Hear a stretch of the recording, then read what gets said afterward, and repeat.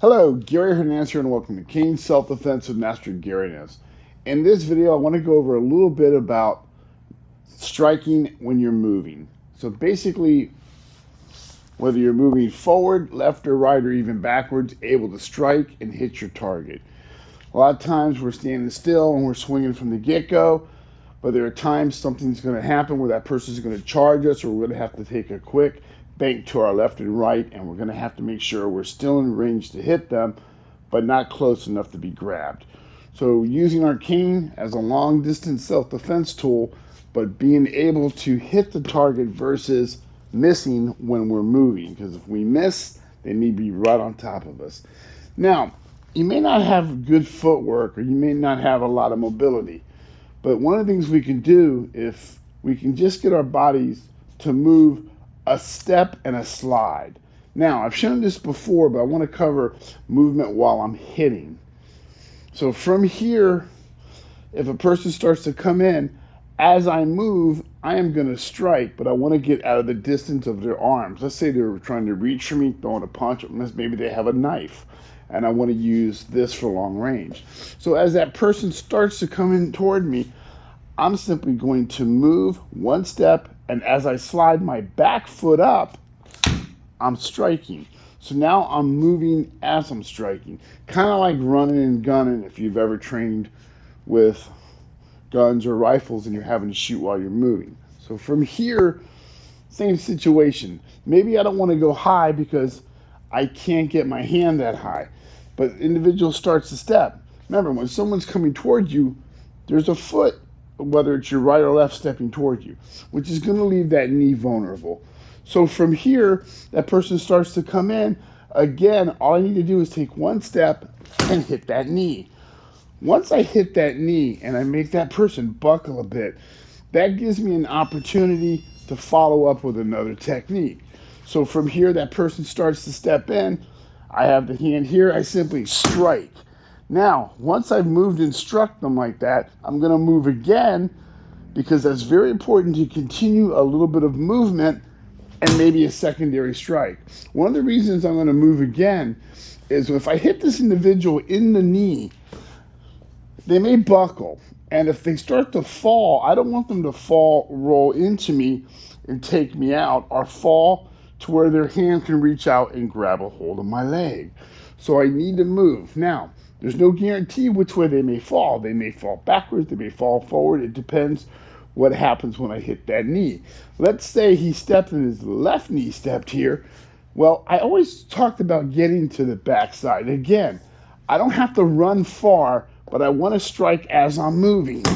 And then from here, notice I'm still in range to strike, but not close enough for that person to grab me. Now, let's say I move and I strike that leg. He starts to fall this way, then I simply take a step and shift this way. Now I can still swing to the ground level if necessary. So I don't want to stand still, and there's times you may have to stand still, strike, and then move. There's going to be times you're going to move out of the way, and then you're going to strike. And there are times that you got to strike while on the move. And again, I'm not expecting you to go running real fast and hit them, but I do want you to practice getting a step, because watch this with my head. From here, Mr. Tom, can I borrow you for a minute? One of my cane students, Mr. Tom, is here. I'm going to borrow him for a minute for this video. Mr. Tom, come right out here.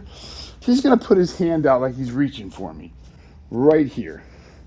So from here, this is where he could grab, or if he's making a fist, this is where he's going to reach out and punch.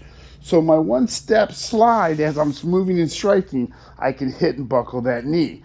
Again, he's not able to grab me.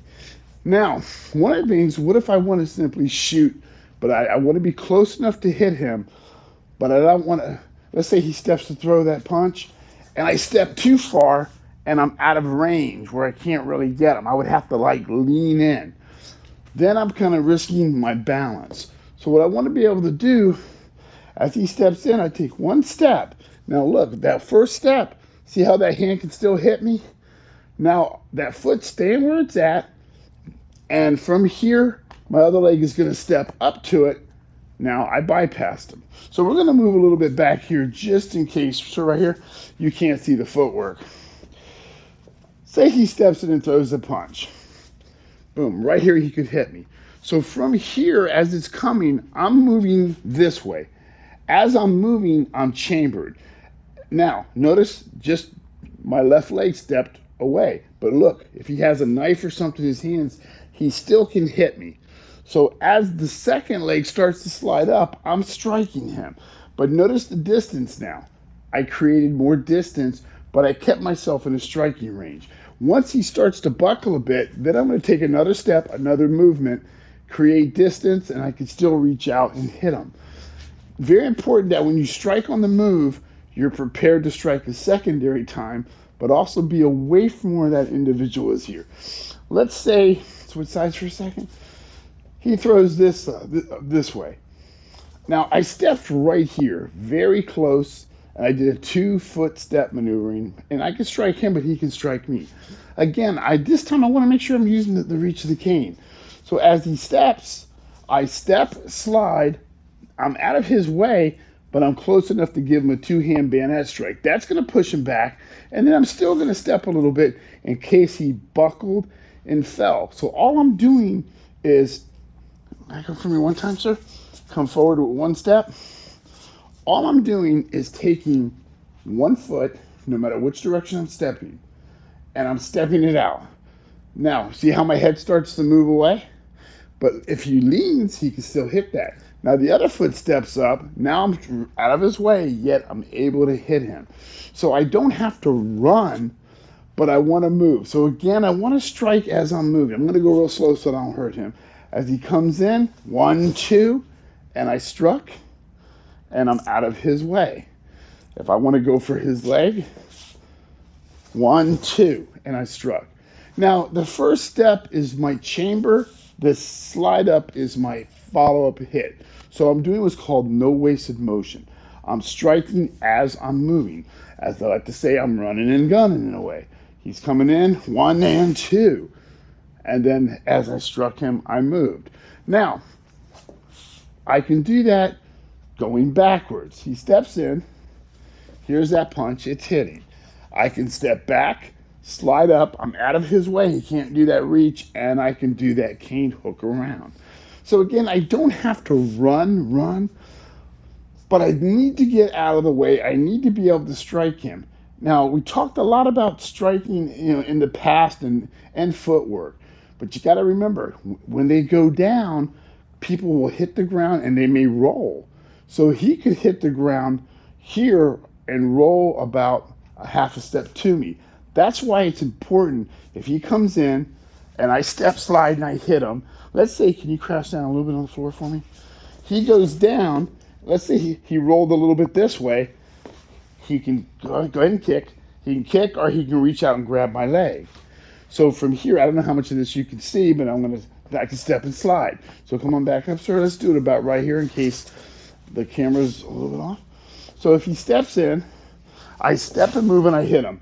He falls, but he falls close enough to reach out. Look how he can grab my leg. So before he grabs my leg, let's go do that one more time. Sure, we do the whole thing. As you roll, you're going to go for my leg. He comes in, I step, I move, I hit. He goes down, I step again. Now I'm further away, and I can strike him if necessary. You got it? Okay. Thank you very much, sir.